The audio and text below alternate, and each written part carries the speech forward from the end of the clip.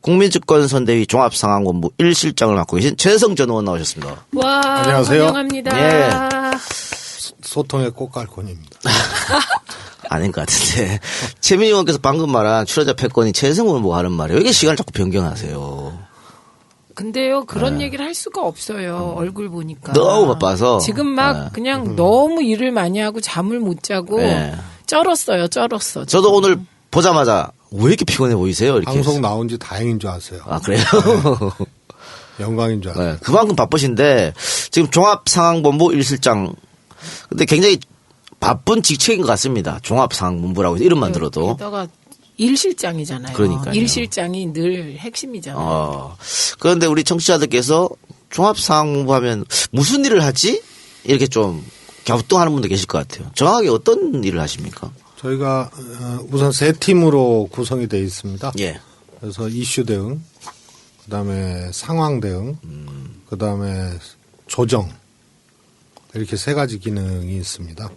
그러니까 그 전에 이제 상황실, 예. 상황본부 이러면 위기 상황이나 현장 대응으로 그렇게 국한돼서 생각하고 있는데요. 예. 지금은 뭐 언론부터 그다음에 발생되는 이슈에 대한 대응 기조 또 팀 간 조정 뭐 그다음에 일정 후보 일정 또 뭐 TV 토론 뭐 이런 데까지 처음부터 한 건 아니었지만 그렇게 야금야금 그렇게 됐다 그래야 되나? 그래서 종합 상황 대응 조정 본부 이렇게 생각하시면. 그래서 뭐 집에도 못 들어가고 잠도 잘 못 자신다 그랬는데 뭐 이제 일주일도 안 남았으니까 마지막까지 최선을 다해 주시기 바랍니다. 이분이요 이렇게 앉아서 직각으로 주무신대요.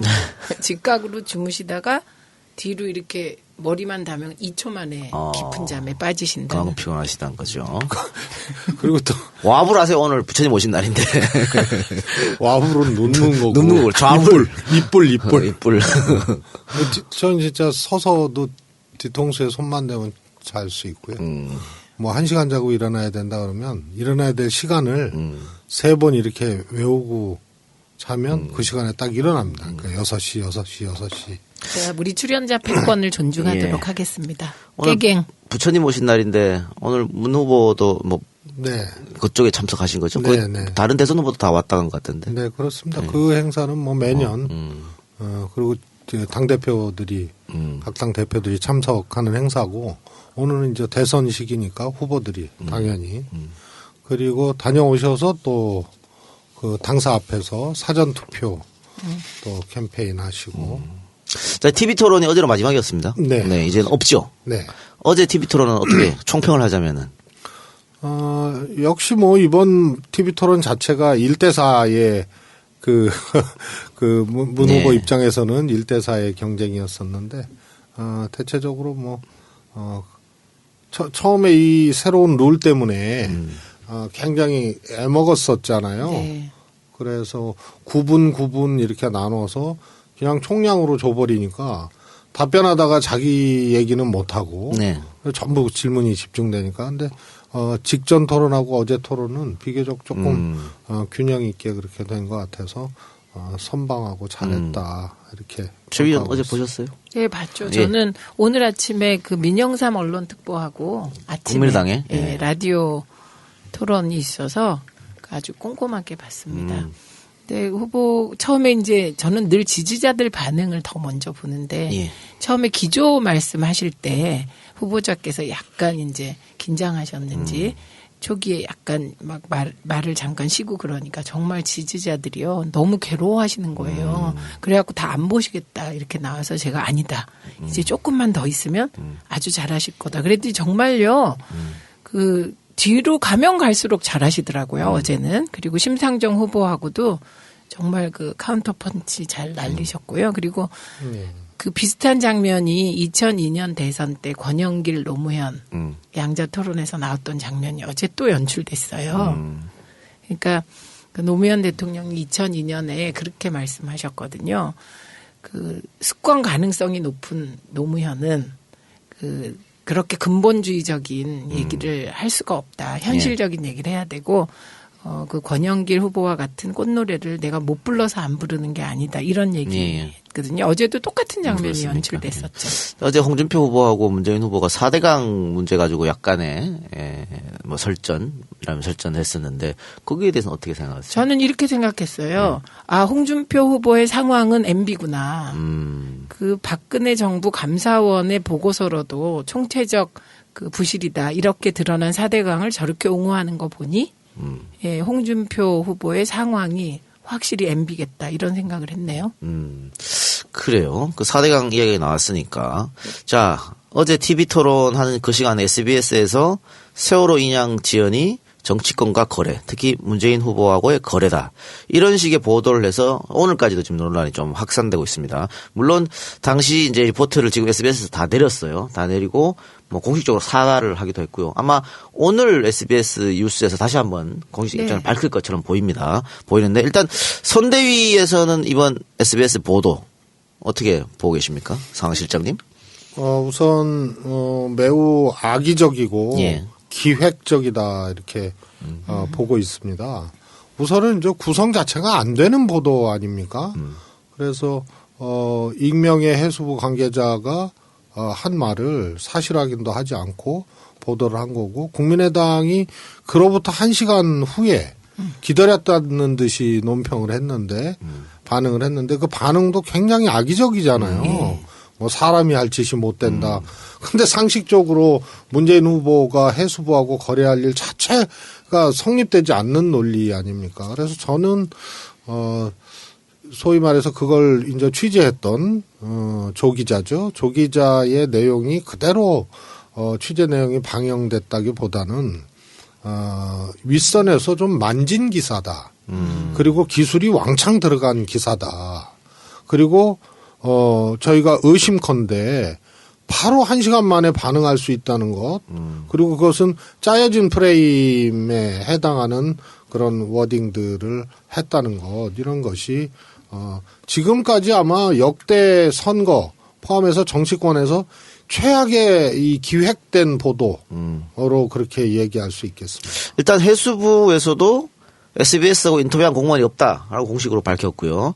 일단 그 보도 자체가 말이 안 되는 게 세월호 인양은 계속해서 지지부진됐었지 않습니까? 그렇죠. 근데 문재인 후보하고 거래가 있었다면 문재인 후보는 박근혜 대통령의 국정농단, 탄핵 다 예상하고 그러면은 일부러 못 올리겠다는 건데 이게 성립이 안 되는 얘기를 지금 하고 있는 거잖아요. 그래서 박주민 의원이 올린 글을 보면요. 그러면 그렇게 할 수 있는 분은 아주 예지력이 너무 뛰어난 분이다. 이렇게. 그렇죠. 예.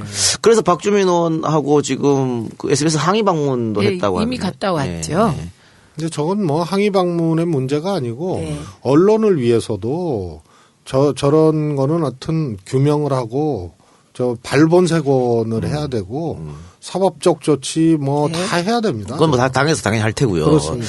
그런데 국민의당 논평 말씀하셨습니다만 지금 박지원 의원이 트위터에다가 우리가 증거 영상을 공개하겠다 이런 트윗도 지금 날린 상태예요. 그게 페이스북에도 올렸는데 그 증거 영상이 지금 페이스북 올린 그 영상이잖아요. 오거돈 님의 그 동영상이에요. 인사하면서 해수부 조직 개편에 관해서 잠깐 언급한 내용입니다. 그것밖에 없는 거예요? 그걸 가지고 증거 영상이라고 그러는 거예요? 네. 아니 그러니까 이게 항상 어떤 잘못된 보도가 나거나 팩트가 왜곡되고 그렇게 나오면은 곁가지를 가지고 이제 논쟁을 유발시키거든요.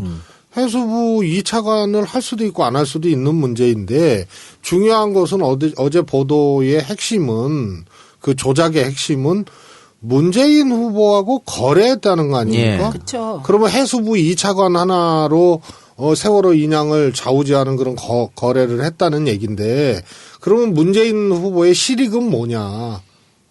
세월호라는 전대미문의 사건 그리고 박근혜 정권이 정말 이 생떼 같은 목숨들이 희생되는 과정에서도 대통령으로서 아무런 조치 안 하고 인양도 고의적으로 늦췄다는 것이 사실 거의 확실시되고 있는 거 아니에요?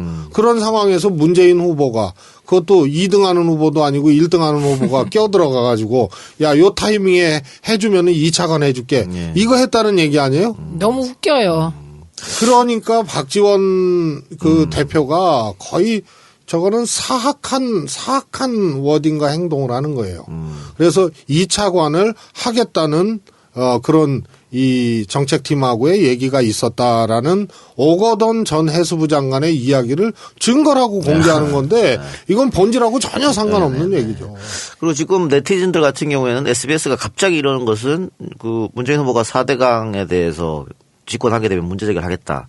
그런데 SBS의 모업체가 이제 건설회사니까 네. 그것 때문에 그러는 거 아니야라고 뭐 주장하고 있으면 이건 뭐 확인되지 않은 예, 확인되지 않은 거죠. 그리고 그런데 이제 그런 의심의 근거로 SBS 출신들이 MB 정부 청와대에서 비서실장도 하고 네. 지금도 정무수석을 하고 그렇습니다. 있기 때문에 홍보도 맡았었고요. 예, 홍보도 뭐 연이어 맡았죠. 네. 그러니까 이런 의혹이 제기될 만한 일이 벌어진 거고요.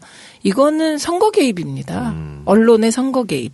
그런데 이 언론의 선거 개입 6일 남았는데 이번으로 끝이라고 보진 않는데 앞으로 계속 있을 것 같기도 해요. 저는 이번은 선거 개입 치고도 어설픈 개입. 그러니까 사안 자체는 매우 심각하고 그야말로 있을 수 없는 일이 일어난 건데 개입하는 방식이 이 편집 기술이라든가 뭐 자막이라든가 여러 가지 이렇게 한다고 했는데 바로 사과를 할 수밖에 없는 그런 어설픈 보도 기획이었습니다. 그러니까 지금 다른 정당이나 언론에서 문재인 후보를 뭐 검증할 게 없기 때문에 이런 것도 막 갖고 오고 하는 것 같은데 반대로 민주당에서 지금 홍준표 검증에 들어가겠다 이렇게 얘기도 했어요. 그리고 사실 홍준표 후보는 검증하면 틀릴 게 더 많은데 본격적으로 정말 어떻게 하실 생각이 있어서 민주당에서 그런 얘기를 한 건가요?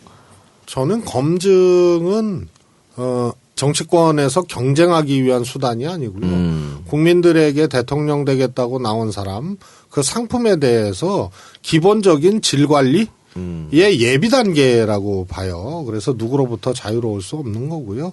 홍준표 지사는 국회의원하고 지사했지만 사실 평생을 비단길로 온 분 아닙니까? 그래서 본인은 가난한 시절 얘기하는데 그 나이에 뭐 부자가 있었던 우린 뭐 1% 슈퍼 부자 얘기하지만 홍준표 지사 나이에 부자면은 0.01%도 안 될 거예요.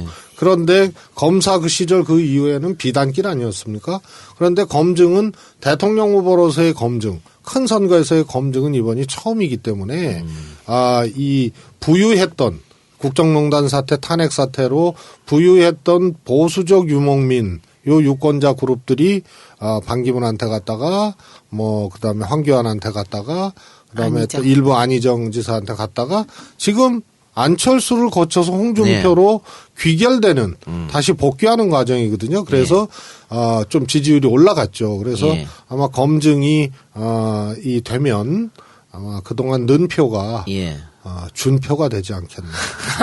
근데요. 그 송진아 작가, 그러니까 모래시계 작가인데 그동안에 이제 홍준표 후보가 모래시계 주인공 검사가 홍준표를 모델로 한 거다. 이렇게 많이 써먹었는데 며칠 전에 입장을 밝혔습니다. 모래시계를 쓸 때 홍준표 후보뿐만 아니고 많은 검사들을 만났다.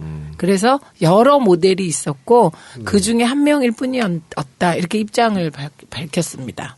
뭐 설령 홍준표 후보 한 사람을 대상으로 쓴 그런 것이라 하더라도 뭐 진짜로 그때 용감했고 또 정의에 민감했던 그런 검사였다 하더라도 그 이후에 훨씬 더 긴 기간 10년 검사하고 지금까지의 긴 기간 동안에 홍준표라는 정치인의 행적은 제가 보기엔 과거에 그렇게 선하고 정의로웠었다라고 하더라도 그건 사람이 어떻게 저렇게 될 수 있나 오히려 이런 반전에 하는 전형이 될 것 같아요. 박하사탕이 생각나는 것 같아요. 영화 박하사탕.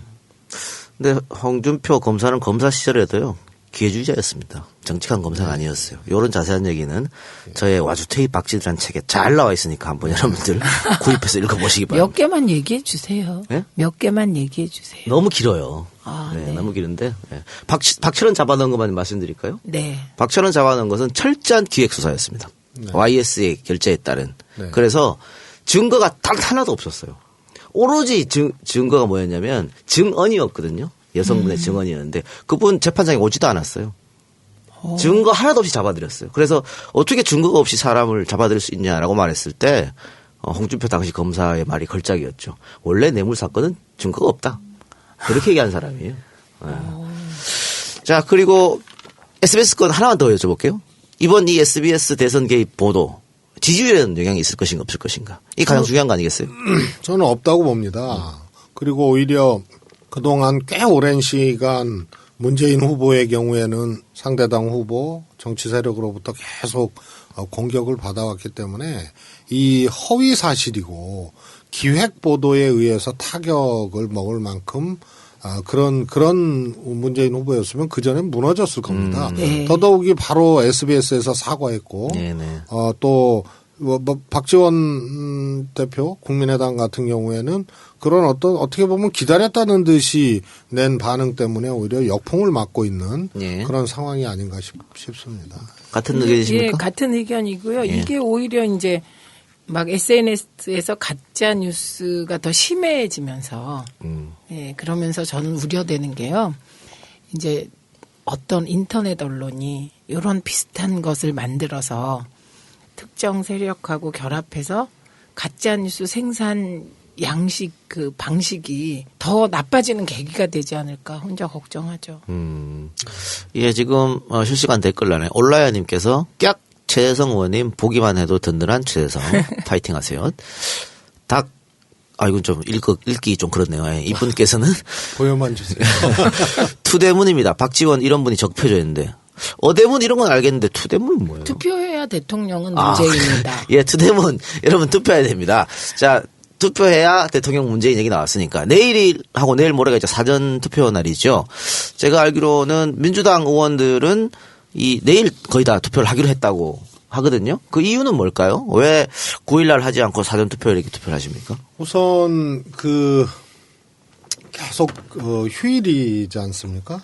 그리고 많은 분들이 이제 그 증검다리에 해당하는데도 휴가를 내고 쭉 이렇게 쉬거나 그래서 사전 투표가 없으면 만약에 없다면 투표율이 좀 떨어질 수밖에 없는 그런 휴일 구성이에요.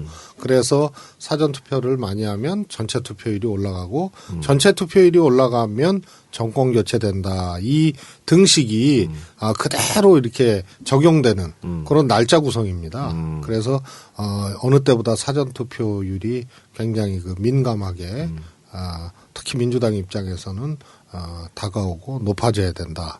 그게 바로미터다. 이렇게 생각하고 캠페인도 하고 독려하고 있습니다. 그래서 지금 문재인 후보 같으면은 사전투표 25% 좀 해달라 이렇게 얘기도 하고 있는 것 같은데 사전투표 25% 이상이 되면 문 후보는 뭐 압승이다 이런 얘기도 있어요? 그렇습니다. 예. 그게 사전투표를 하는 분들이 대부분의 이제 야당 지지층 이렇게 보아서 그런 건가요? 뭐 그렇습니다. 상대적으로 젊은 층이니까요. 그리고 사전투표가 대통령 선거는 처음이지 않습니까 이번에?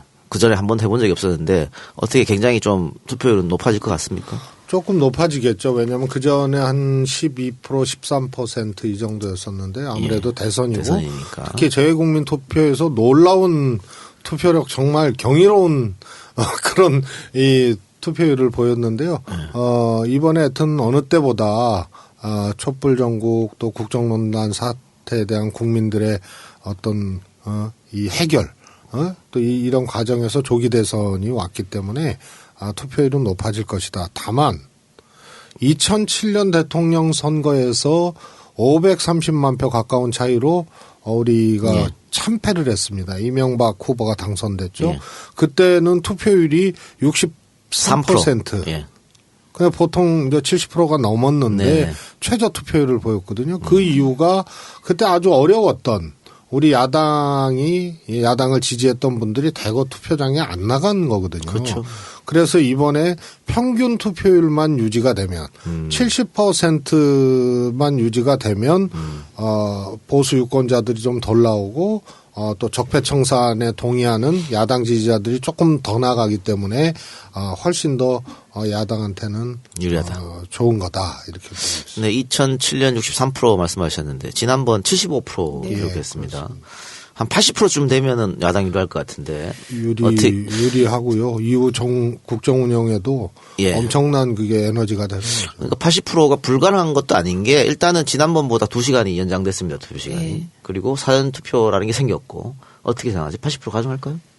글쎄요. 80% 가까이 되지 않을까 싶고요. 사전투표에서 꼭 드리고 싶은 말씀이 전국 어디에서나 투표가 가능하고 이게 사전투표를 사전에 등록해야 된다고 생각하시는 분들이 계신데 그런 거 없습니다. 네. 그냥 신분증만 가지고 전국 어디에서나 사전투표소에 가시면 투표할 수 있다. 그거 꼭 말씀드려야죠. 어떻게 보면 그 뭐라 그럴까요? 내 맘대로 투표죠. 네. 편하죠, 내키는 시간에 내키는 장소에서 그냥 신분증 꺼내서 하면 되니까. 그러니까 오늘 예를 들면 좀 휴가를 떠나시는 분들도 휴가 장소에서 그렇습니다. 하셔도 돼요. 예. 그리고 그 사전 투표 장소는 뭐 선관위 홈페이지 가면 다 어디 나와 있으니까. 돼 있고요. 예. 그래서 투표율은 예. 저는 70%대 정도 되지 않을까. 그래서 80%라는 것은 적폐청산에 동의하는 정권 교체해야 된다는 이런 시민들은 제가 보기에는 80% 이상 나갈 수 있고요. 아무래도 이번에 그 스스로 지지했던 정당에 실망하고 그런데 또 문재인 후보는 또 찍기 어렵거나 찍기 싫거나 하는 분들은 투표장으로 덜 나갈 거다. 그래서 80%를 넘긴다는 거는 뭐 그렇게 되면 너무너무 좋은 일이지만 70%라도 사실상 80% 투표율과 같은 효과다. 저도 뭐 지난 대선보다 높지는 않을 거라고 예측합니다만 80% 됐으면 하는 바람이 97년 김대중 대통령 당선될 때 80% 넘겼거든요. 네. 그런데 그때 이회창 후보하고 표차가 39만 표였어요. 네. 만약에 80% 안 됐으면 그럼. 당선이 안 될 수도. 그렇기 때문에. 갑자기 올해 20년 전 일인데 심장 쫄깃하게 만들었어요. 그렇기 때문에 여러분들 많이 투표장에 많이 가셔야 됩니다. 어쨌든 투표를 많이 하는 팀이 이기는 거니까 말이죠. 바른정당 이야기를 또 하지 않을 수가 없어요. 저 바른정당이 그나마 그런데 좀 말이 통하는 보수가 아닌가. 박근혜 전 대통령의 국정원단 이런 데서 반대하고 반성하지 않은 집단에서 반발해서 뛰쳐나온 그룹인데 아직 아무것도 달라진 게 없거든요. 지금 자유한국당이 뭐 거기에 대해서 반성하는 것도 없고 박근혜 대통령은 그대로 아직 당원으로 남아있는 상태고 그럼에도 불구하고 이 바른정당 사람들의 13명쯤 되죠. 13명이 탈당해서 다시 자유한국당으로 들어가겠다 이런 얘기를 하고 있어서 과연 이게 정당 민주주의가 맞는가. 과연 바른정당 국회의원들이 국가와 국민을 생각하는 것인가 아니면 본인의 앞으로 앞날만 생각한 것인가 이렇게 좀 논란이 많습니다. 그 14명이 13명 된 건 왜 그런지 아시죠? 황영철? 네. 그게 그 14명 중에 3명을 콕 찍어서 친박 쪽에서 못 받겠다 이렇게 나온 거예요. 네. 권성동, 장제원, 황영철 이 세 분이 그 국조할 때 최순실 국정농단 국조할 때 활약상이 대단했던 분들이거든요. 그래서 콕 찍어서 너네는 오지 마라. 그러니까 황영철 의원이 스테이하겠다 이렇게 된 거죠. 그러니까 일단은 이건 뭐 유불리를 떠나가지고 이 자체 이 13명이 탈당한 자체 그러니까 30몇 명이 탈당해서 새로운 당을 만들어 놓고 다시 들어가겠다고 하는 이 자체에 대해서 어떻게 생각하세요? 우선 그 처음에 바른정당을 만든다라고 했을 때 그러니까 새누리당 탈당할 때 그때 바른정당 지지율이 당시 이 새누리당을 넘어섰잖아요. 네. 제가 그때 어느 방송에서 그랬습니다. 바른정당은 결국 뿔뿔이 흩어질 수밖에 없다. 정당으로서 존속하기 어렵고 역시 보수의 적통은 새누리당으로 다시 귀결된다. 그래서 예견된 일이었습니다.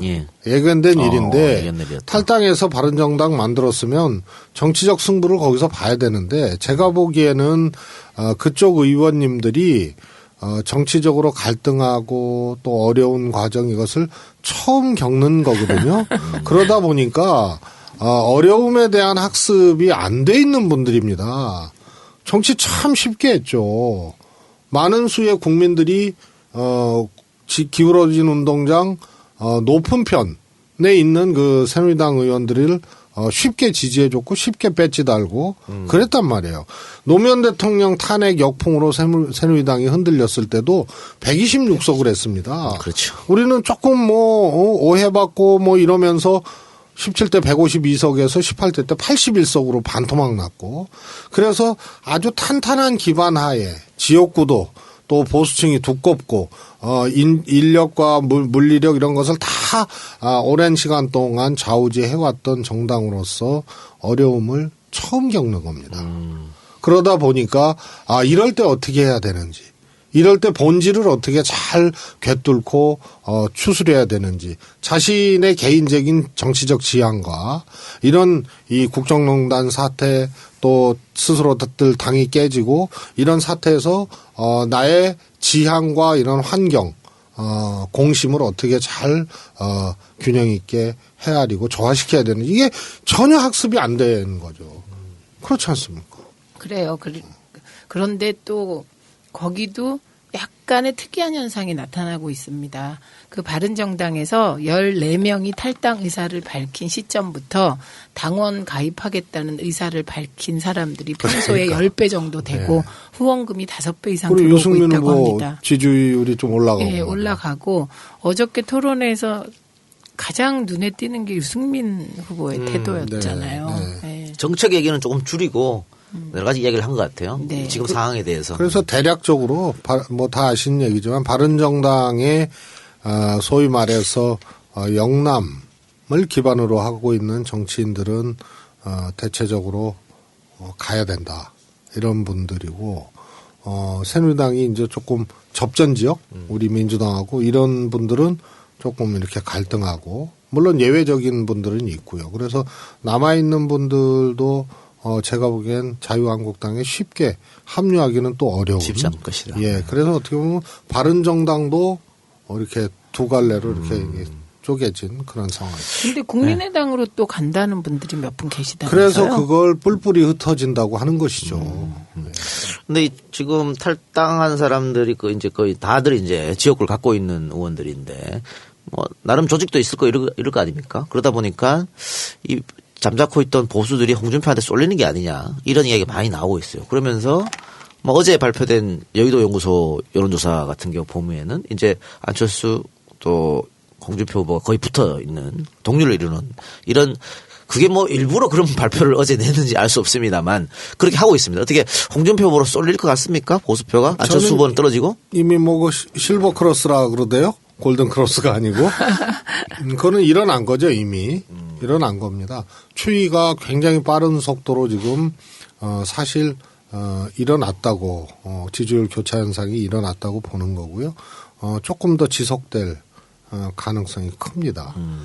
다만 보수의 투표일, 회귀한 보수의 그러니까 제가 이 창시한 유권자 행동 3단계론 선호도 이건 여론조사 그다음에 꼭 홍준표를 만들어야겠다. 결단이죠. 결심. 그다음에 투표장 가야 되거든요. 액션. 이 3단계의 회귀한 그 여러 반기문부터 쭉 거쳤던 이 유목민적 보수들이 투표장까지 퍼펙트하게 가줄 것이냐의 문제. 요게 아마 실질 득표율에서 안철수, 홍준표 두 후보의 차이의 관건적인 요소다. 그러나 저는 홍준표 추세가 아주 좋고 이것이 특정한 계기를 만나서 매우 폭발적으로 결집할 가능성도 확률은 크지 않지만 여전히 있다. 그래서 그 발화점이 뭐냐를 홍준표 후보 측에서는 계속 찾을 것이고 그중에 하나가 상상을 초월하는 네거티브가 하나 자리 잡을 수 있다. 이미 시작한 거잖아요. 상상을 초월한 네거티브를 세상에 그렇죠. 대권 후보 토론을 그렇게 만들 수가 있어요. 예. 그러니까. 근데 안철수 후보의 지지율이 떨어지면 특히 호남 같은 경우에는 상대적으로 문재인 후보 지지가 더 올라가지 않을까요? 그럴 가능성이 그렇죠? 있습니다. 예. 예. 그래서 뭐 거기에 대해서는 문재인 후보가 뭐 이렇게 나쁘게 볼 거 아닐 것 같기도 한데요. 나쁘게 볼 거 아닐 것 같긴 하지만 또 아까 얘기한 폭발성 있는 무엇인가 그게 외교안보 사안일 수도 있을까요? 어쨌든 그런 남은 상황에서. 예, 그런 것을 만났을 때 저희도 긴장해야 되는 거죠. 예. 그럴 수도 있고. 지금 상태로 보면 오히려 유승민 후보가 심상정 후보보다 지지율이 낮게 나올 수도 있겠다. 뭐 이런 생각도 드는데 그렇게 되면은 대통령 선거 후에 이제 국민의당은 더더욱 국민의당이 아니죠. 바른정당은 더더욱 이제 와해 분위기. 그러면 이제 아까 얘기한 뭐 국민의당으로 갈 수도 있을 것이고 어떻게 정계 개편 이야기도 아마 나올 겁니다만 바른정당의 일부 사람들이 민주당으로 들어온 거에 대해서는 혹시 어떻게 생각하세요? 뭐 그런 조짐이 아직 없으니까요. 아직 없으니까. 예. 뭐 가정을 전제로 고민할 필요는 없습니다. 할 일도 많은데. 네네. 심상정 후보의 상승세는 어떻게 생각하세요? 매우 유의미하고 또 고무적이라고 봅니다. 그래서, 문재인 후보께 뭐 건의도 이렇게 드릴 예정이지만, 이해찬 전 총리께서 아주 좋은 말을 했어요. 대통령 선거를 경쟁으로 볼 것이 아니고 국가를 어떻게 우리가 책임지겠다. 이것을 유권자에게 보여주는 것으로 자세를 가져야 된다. 그런 차원에서 보면 심상정 후보의 약진, 예. 그것을 우리 민주당이 그것을 뭐라 그럴까요? 유불리의 문제로만 보질 말고 오히려 이후 국정운영 과정에서 하나의 그 파트너 혹은 정책적인 연대 이런 것을 선거 과정에서 오히려 국민들께 공개적으로 이런 정책은 않겠다. 이런 것은 함께 하겠다. 이러면서 좀 뭐라 그럴까요? 선의의 행보들을 같이 해 나갈 수 있다. 그러면 심상정 후보는 후보대로 유의미한 뭐 그런 지지율을 보이고 우리 문재인 후보는 후보대로 훨씬 더 안정감 있고 폭넓은 것으로 부동층이나 이런 분들을 공략하는데 더 잘 작동할 수가 있다 이렇게 봅니다. 그게 2004년 총선 때 그때 열린우리당도 152석 얻고 그때 민노당이 10석 얻죠. 두 자리 얻었죠. 네. 네. 그러니까 그게 그 전통적으로 진보 개혁 진영이 같이 상승하고 네. 또 2007년 이후에 2008년에는 같이 떨어졌잖아요. 네. 네. 그래서 이게 갈등적으로 가는 것이 얼마나 도움이 될까 검토돼야 될 것 같아요. 그렇습니다. 지금 양당 지지자들은 좀 갈등으로 가는 것 같은데요. 저는 지지자들의 의견이나 네. 정서, 반응에 대해서 제도하려고 하면 안 된다고 생각합니다. 네. 문재인 후보 지지자들은 얼마나 절실합니까? 심상정 후보가 뭐 표현이 그렇습니다만 1등해서 집권할 것이다 이렇게 생각하는 것보다 문재인 후보의 집권 가능성을 훨씬 더 높게 보는 거 아닙니까? 당선 가능성을. 그러면 문재인 후보 지지자들은 누구보다 더 절실한 거예요. 예. 이거 집권해야 된다. 그래서 유권자들 입장에서는 지지자들 입장에서는 심상정 후보의 약진이 매우 불안할 수도 있으니까 비판적으로 볼 수도 있는 거고요. 견해를 그렇게 피력할 수도 있는 거고 또 심상정 후보 지지자들은 민주당 때문에 그동안 완주도 못하고 그랬었는데 이번에 진보의 완주를 한번 보여주겠다 이렇게 생각할 수도 있는 거 아닙니까? 다만 분명히 기억해야 될 것이 제1야당이었던 민주당이 약진했을 때 정의당 또 진보정당도 약진했다. 그러나 참여정부 때 우리가 집권했을 때 그때 진보정당의 태도와 정치는 매우 바람직하지 못했다. 그런 반성적 성찰로부터 이번 대선에서 스스로들의 어떤 자세 스탠스를 잘 정하고 갖고 가야 된다 이렇게 봅니다.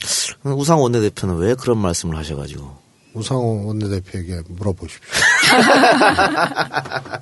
알겠습니다. 근데 우상호 원내대표님의 네. 특징은 제가 보기에는 대충 얘기해도 결론적으로 그거 다 알고 한 거야 하고 결론적 전략적 성공을 네. 스스로 웅변하는 참 희한한. 근데 또 수긍이 가고 또 그런 적도 있어요. 어쨌든 참 희한해. 진보정당 심상정 후보는 아마 이번 대선 때 그동안 진보정당이 받은 대선 후보 득표율보다 가장 높게 받을 것처럼 보이긴 합니다. 그게 이제 두 자릿수 할 것인가 말 것인가. 일단은 정의당에서는 두 자리를 목표로 한다고 하더라고요. 네, 그건 좀 지켜봐야 될 것 같고요. 근데 그건 매우 불안한 희망입니다. 그분들 입장에서는 그렇게 희망할 수 있지만. 네네. 자기 정당이니까 뭐. 그런데 민주당 입장에서는. 네. 아무래도 그렇지 하지 말라는 것이 아니고 문자리가 넘어가면 이런 겁니다. 아까 말씀드렸던 홍준표 후보의 보수 회기 이것이 특정한 지렛대나 발화점에 의해서 폭발적으로 회기되고 또 중도층이 좀 흡수가 되고 이런 상황이면 원래 안철수 후보의 지지율이 폭망하게 되는 거죠. 10% 초반대 혹은 한 자릿수까지 가게 되는 구도면은 제가 보기에는 4.5대 4 구도 정도가 되는 겁니다. 네. 문 후보하고. 그런데 예를 들어서 진보정당이 두 자릿수를 간다는 것은 수치상으로나 산술적으로는 매우 불안한 겁니다. 그래서 두 자릿수를 가야겠다 이런 희망만 가질 것이 아니고 홍준표의 하나의 이 현상들이 하나의 폭발적으로 집결이 됐을 때 보수표가 중도표가 집결이 됐을 때 그때 무엇을 해야 되는가도 이게 좀 그런데 괜히 불안해지네. 이거. 굉장히 15%를 이제 노회찬 의원이 15%를 목표로 한다 이렇게 얘기를 했죠. 근데 만약에 정의당이 15%를 얻는 상황이 홍준표 후보가 약진하면서 그런 상황이 오면 저희 굉장히 불안한 그런 상황이고요. 근데 저는 여론조사 추이를 쭉 정의당 심상정 후보 보니까 거기도 추이 한풀 꺾인 상황입니다. 10%대로 넘어갔다가 다시 떨어지고 있어요. 그 이유는 저는 심상정 후보가 되게 멋있다더라고요. 토론회에서. 그리고 네. 토론회를 통해서 가장 인기가 올라갔는데 그렇기 때문에 마지막 토론회의 태도가 또 영향을 많이 준 것 같습니다. 그러니까 그동안에는 이제 근본적인 문제 제기를 하고 그리고 단호한 태도, 분명한 태도, 그리고 진짜 맞받아치는 게 장난이 아니잖아요. 그 태도는 똑같았는데 마지막 토론에서 약간 이렇게 고집을 피운다는 느낌, 그리고 화를 내고 있다는 느낌, 자조적인 느낌을 받았어요, 제가. 그런데 아니나 다를까 이제 평론가들이 쭉 점수 매긴 거 보니까 C를 받았더라고요, 마지막에서. 그러니까 이제 심상정을 바라보고 있던 또 유동층이잖아요. 왔다 갔다 하는 진보 사이의 유동층들이 마지막 토론을 보면서 이게 역시 아직은 아니다. 이런 느낌을 가지셨다고 봐요. 그래서 추이에서 약간 꺾여서 오늘 0.8% 정도 떨어진 수치가 나왔더라고요. 저는 당에 조금 뭐랄까요, 양론이 있어요. 민주당에. 홍준표의 약진은 이미 예견돼 있었거든요. 오래전, 한 달 전, 훨씬 전에 약진을 예상을 했는데요. 그건 그 정도로 우리 보수층이나 또 과거 새누리당 기반이 녹록한 것이 아니거든요. 그럼요. 만만한 것이 아니거든요. 그런데 저 약진이 그래도 안철수 후보가 2등하는 것이 좋겠다라고 민주당 지지자 내지는 정치인 중에서 그렇게 생각하는 분들이 있어요. 그런데 훨씬 더 본질적으로는 이것이 촛불이 만들어낸 조기 대선 아닙니까? 그러면 화두는 새로운 대한민국과 적폐청산이란 말이에요. 그래서 이 적폐 세력들이 약진하고 있는 겁니다. 그래서 이것을 산술적, 공학적, 선거공학적으로만 봐서 보수가 회귀한 거다. 이렇게 분석으로만 끝날 것이 아니고 적폐 세력이 부활하는 지금 디딤돌이거든요. 선거 승패를 떠나서. 그래서 이것은 적폐청산이 아니고 이번 선거는 적폐 세력 심판 선거가 돼야 되는데 눈앞에서 사라진 것만 같았던 적폐 세력이 급속도로 지금 부활하고 있는 거기 때문에 이것은 선거의 승패 여부를 떠나서 촛불을 연장하는 것으로 선거를 임해야 된다. 그런 생각입니다. 그래서 민주당에서도 적폐 이야기를 한동안 안 하다가 어제부터인가요? 다시 이제 하기로 했다고 한 것 같은데 오늘 문재인 후보 일정을 잠깐 소개해 드릴까요? 오늘 오후 4시 반에 마산으로 갑니다. 오동동 문화광장에서 유세가 있다고 하니까요. 마산 근처에 사시는 분들 한번 참석해 보시기 바라고요. 오후 6시에는 진주에서 집중 유세가 예정돼 있습니다. 진주 대안동 차 없는 거리에서 유세가 있을 예정입니다. PK분들 많은 참석 부탁드리겠습니다. 지금 문재인 후보가 전국을 돌면서 유세를 하고 있는데 유세 분위기는 역대 최고라고 들었습니다. 대단하죠. 선거 여러 번 치러보셨잖아요. 어떻습니까? 지난 대선이나 비교해보면? 저는 총선 때 그런 조짐이 나타났다고 봅니다. 김종인 비대위원장한테 당권을 내주고 백의종군을 하셨잖아요. 그때 가는 곳마다 이제 문재인 당시 의원을 보려고 몰리고 그때 제가 선거 끝나고 문재인 대표님한테 그런 얘기를 했습니다. 2012년 문재인 후보에 대한 지지는 당위적 지지. 야권 지지자들의 당위적 지지였다면 이번 총선에서 가는 곳마다 사람들이 그렇게 몰려들고 또 그냥 몰려든 것이 아니고 후보는 조홍천인데 왜 지원원 문재인 후보한테 문재인 후보님 이기세요 그러는 거야. 그게 짠함이 이제 같이 애절함이 같이 이제 묻어난 거다. 그래서 12년하고는 다르다. 그다음에 우리가 촛불을 거쳤지 않습니까? 그리고 조기 대선입니다. 그래서 국민들이 논 팔고 소 팔아서 그냥 정권 교체하고 그 적임자로 문재인으로 선언을 하고 흔들림 없이 지금 1년 가까이 온 겁니다. 그래서 그 많은 인파가 그냥 모인 것이 아니고 열광하고 애절하고 문재인의 목소리와 나의 목소리를 같은 목소리로 생각하는 그런 현장이 연출되고 있는 거죠. 그리고 문재인 후보 본인도 어제 마지막 마무리 말씀에서 나를 도구로 써달라. 예, 그게 정확한 워딩이고 진짜 이 우리 바닥에서 지지자들 움직이시는 거 보면요. 문재인은 진짜 국민 후보 맞고요. 국민이 지켜온 후보 맞고요. 그렇기 때문에 국민과 함께 안 갈 수가 없는 후보 같습니다. 제가 보기에는 문재인 후보가 적어도 당대표가 된 이후로 지금까지, 이후에서 지금까지 막장 드라마에 다 막장 조연들이고 착한 주인공 한 명이 문재인 같아요. 그래서 흔들리고 탈당하고 맨날 마타도하고 네거티브하고 상처내고 이 기간이 꽤 길었거든요. 그래서 거친 파도 위에 돛담배 하나에 혼자 노짓고 견뎌온. 그런데 이걸 국민들이 보면서 막장 드라마의 착한 주인공 문재인 이게 다 각인이 된 겁니다. 그 노지을 때 최재성도 짓고 최민희도 짓고 신성준도 짓고 다 졌는데 문재인은 그런 존재로 온 거죠. 그래서 정치적 지지와 정책적 지지와 이런 것이 다 있겠지만 뭐라 그럴까요? 감성적으로 또 마음으로 시간들을 함께 온 정치인. 그래서 문재인이 곧 나고 내가 곧 문재인이 이런 분들이 너무 광범위하고 튼튼하게 형성이 돼 있는 정치사에서 아주 찾아보기 힘든 경우입니다. 그래서 안 흔들리는 거예요. 맞아요. 우리 지지자들께서 그리고 우리 이제 토론에 나오는 의원님들 제 토론하는 거 보면 가끔 한 대목에서 움찔하실 때가 있어요. 그게 뭐냐면 작년에 문재인이 다 쫓아낸 거 아니냐. 예. 그래서 뭐 같이 했던 뭐 안철수도 나갔다, 김한길도 나갔다, 박지원도 나갔다, 뭐 요런 김종인도 나갔다. 그거 진짜 그러면서 뭘 통합하냐. 요 대목에서 좀 약간 움찔하시는데 그러실 필요가 없습니다. 왜냐하면 정치라는 게 비정해서요. 대표가 5명이면 괜찮아요. 근데 대표는 한 당에 1명이고요. 대권 후보도 1명입니다. 대권 후보 5명이면 안 나가셨을 거예요. 그래서 이거는 어쩔 수 없는 거고 또 하나는 그렇게 분당한 이후에요. 민주당이 지지율이 떨어지고 어려워졌다면 친문 패권을 비난하는 게 말이 됩니다. 근데 그렇게 분당한 이후에요.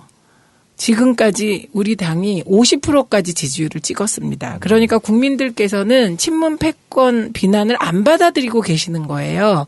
그래서 저는 우리 지지자들께서 혹시 그런 식으로 공격해 오더라도 전혀 꺼리낌 없이 지금 제가 말씀드린 이 비정한 정치의 본질, 그리고 그분들이 나가신 이후에 민주당이 더 열심히 하고 더 단단해지고 그래서 국민적 지지가 더 높아졌기 때문에 그 친문 패권 운운하는 문제 제기를 국민들께서는 받아들이고 계시지 않다. 다만 정치권과 언론에서만 받아들이는 것이죠. 알겠습니다. 하나만 더 여쭤보고 1부는 마치도록 하겠습니다.